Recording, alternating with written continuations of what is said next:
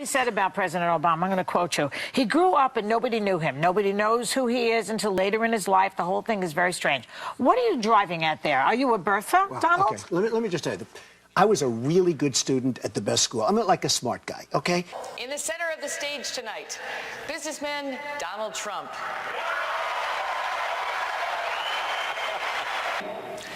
Is there anyone on stage, and can I see hands, who is unwilling tonight to pledge your support to the eventual nominee of the Republican Party and pledge to not run an independent campaign against that person? Again, we're looking for you to raise your hand now. Raise your hand now if you won't make that pledge tonight. Mr. Trump. Mr. Trump, to be clear, you're standing on a Republican primary debate. I fully understand. If I do win and I'm leading by quite a bit, that's what I want to do. I can totally make that pledge. If I'm the nominee, I will pledge I will not run as an independent. But and I am discussing it with everybody, but I'm talking about a lot of leverage. We want to win, and we will win. One of these. This is what's wrong. I mean, Okay. This is what's wrong. He buys and sells politicians of all stripes.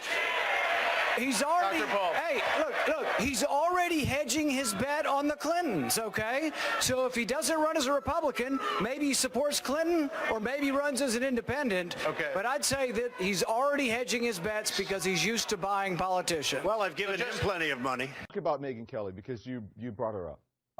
She did push you, pushed a lot of people, but what is it with you and Megyn Kelly? Well, I just don't respect her as a journalist. I have no respect for her. I don't think she's very good. I think she's highly overrated.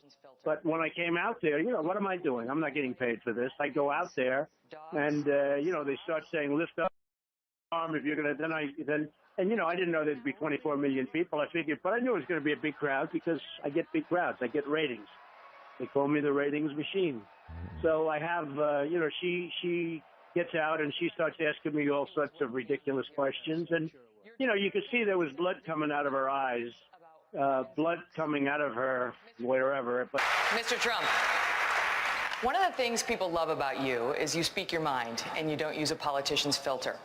However, that is not without its downsides, in particular when it comes to women. You've called women you don't like fat pigs, dogs, slobs, and disgusting animals. Your Twitter account Only Rosie O'Donnell. No, it wasn't. Your Twitter account.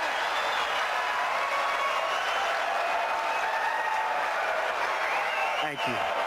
For the record, it was well beyond Rosie O'Donnell. Yes, I'm sure it was. Your Twitter. This country is in big trouble. We don't win anymore. We lose to China. We lose to Mexico. What I say is what I say. And honestly, Megyn, if you don't like it, I'm sorry. I've been very nice to you, although I could probably maybe not be based on the way you have treated me, but I wouldn't do that. But you know what? So I'll just tell you, so I'm on the plane, and I see this vicious tweet, because I've been nice to Scott Walker. And, he's a nice guy. He came up to my office like 3-4 months ago, presented me with a plaque, because I helped him with his election. I liked that he was fighting. At least I didn't know what the hell he was doing, but he was fighting, and I like a fighter. Does that make sense? So I've been very nice to him, but he brings me this beautiful plaque. I don't know who pays for it. Does he pay for that, or does Wisconsin pay for it? I don't know. But it's beautiful. And I'm being very nice to him. And then today I read this horrible statement from his fundraiser about Trump. I said, oh, finally I can attack. Finally. So if it weren't for me, you wouldn't even be talking about illegal immigration, Chris. You wouldn't even be talking about it. This was not a subject that was on anybody's mind until I brought it up at my announcement. Since then, many killings, murders, crime, drugs pouring across the border, our money going out and the drugs coming in. And I said, we need to build a wall, and it has to be built quickly. And I don't mind having a big, beautiful door in that wall. First of all, Hillary Clinton gave her first interview yesterday in a long, long time, first national interview. She gave it to CNN. You give interviews all the time. You're out there, you're talking extemporaneously. Why do you think Hillary Clinton is not talking? Well, Anderson, she's got a lot to hide. Mr. Trump, Obamacare is one of the things you call a disaster. Complete disaster, yes. Saying it needs to be repealed and replaced. Correct. Now, 15 years ago, you called yourself a liberal on health care. You were for a single-payer system, a Canadian-style system. Why were you for that then, and why aren't you for it now? First of all, I'd like to just go back to in July of 2004, I came out strongly against the war with Iraq because it was going to destabilize the Middle East, and I'm the only one on the stage that knew that and had the vision to say it, and that's exactly what happened.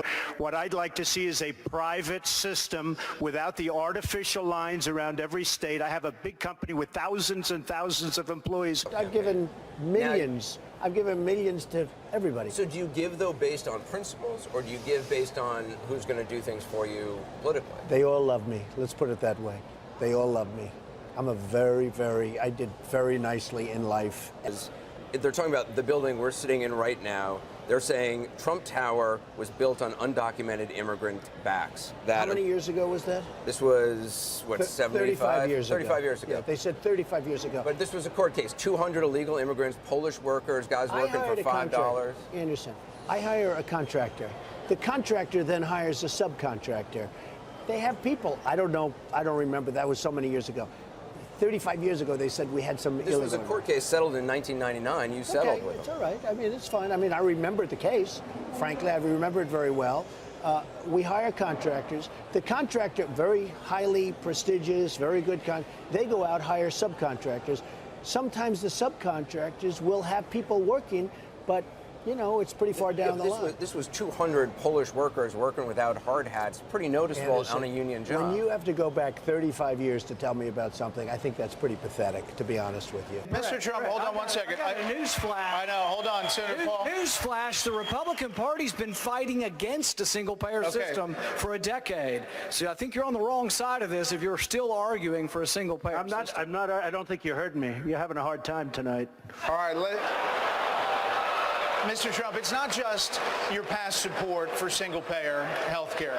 You've also supported a host of other liberal policies. You've also donated to several Democratic candidates, Hillary Clinton included, Nancy Pelosi. You explained away those donations, saying you did that to get business-related favors. And you said recently, quote, when you give, they do whatever the hell you want them to do. You better believe it. So what specifically did they do?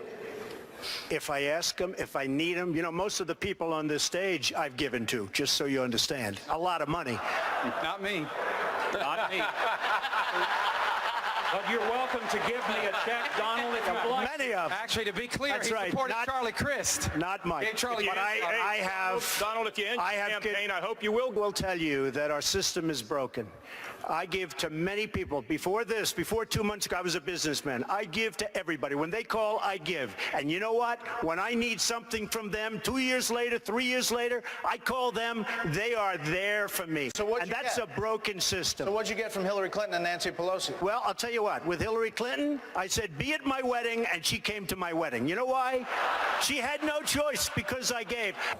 Good. So we are going to now take a few questions, but I would have said, folks, we want those people back. And if they said no, I would have said bye-bye, and I would have doubled and tripled the sanctions, and we would have had them back very quickly. Very, very quickly. Believe me, we would have had them back quickly. Okay, let's take a few questions, and then I go to Phoenix, where we have a crowd that's slightly larger than anticipated. Okay? Okay, who are the questions? Where are they? Do you have a mic? Good, go ahead. I have a mic. Thank you, Mr. Trump. I'm Roberto Salinas. I'm actually from Mexico. I'm incredibly insulted by the remarks. I was waiting for this. Of course you were. Good. But, hey, I'm a friend of Freedom Fest. Good. I believe in freedom. I believe in the rule of law. Good. I believe in property rights. My heart goes out to Mr. Jamil. Good. There are illegal immigrants that are horrible and terrible. There are also legal immigrants that are horrible and terrible. It's true. So it's a question about rule of law. I am going to ask a question. Ask a question, please. My question is, Did the government of you Mexico ask you to come up here and Oh, make of this? course, of Did course. they? Okay, go ahead, ask your question. Ask your I question. knew you were going to say that. Come on, you got a lot of people waiting. Would you build walls around all the states in the United States to prevent all of those rapists and killers that come from elsewhere in the United States in order to avoid the problem? No, the way I'd you're build a suggesting? wall. I would build a wall between our country and Mexico because people come from all over the world. Senor Trump, Let me just tell you, you're sir, do you want to hear the answer? And all of the people, because I encourage legal citizenship. I encourage it, and I would encourage it, and I would encourage Hispanics, and I would encourage people from all over. That lenders to your companies lost billions of dollars. Question, sir, with that record, why should we trust you to run the nation's business? Because I have used the laws of this country, the chapter laws, to do a great job for my company, for myself, for my employees, for my family, etc. I have never gone bankrupt, by the way. I have never. But out of hundreds of deals, but sir, excuse me, that's your line, but your companies have gone bankrupt. Out of what am I saying? When I use it, they say, oh, Trump, Trump, Trump. The fact is, I built a net worth of more than $10 billion. I have a great, great company. I employ thousands of people, and I'm very proud of the job I did. To be interviewed by Chris Matthews, and I know that he enjoys that banter. The important distinction that I think we're going to be discussing, I'm confident we'll be discussing in this campaign, is the difference between Democrats and Republicans. No straight talk there. Well, I think she's a terrible spokesperson. I watched that, and I thought it was terrible. I thought her performance was terrible, and I really think she is not a good spokesperson for whoever she's representing. And frankly, you know, I hope she stays in that position, assuming I get it, assuming I win. I just hope she stays in that position because she is so bad at representing the views of the Democrats that it's absolutely incredible. Well, sir, let's just talk about the latest example, which is Trump Entertainment Resorts, which went bankrupt in 2009. In that case alone, lenders to your company lost over $1 billion and more than 1,100 people were laid off. Well, is that the way that you run the country? Let me just tell you about the lenders. First of all, these lenders aren't babies. These are total killers. These are not the nice, sweet little people that you think, okay? You know, I mean, you're living in a world of the make-believe, Chris. You want to know the truth. And I had the good sense to leave Atlantic City, which, by the way, Caesars just went bankrupt. Every company, Chris can tell you, every company virtually in Atlantic City went bankrupt.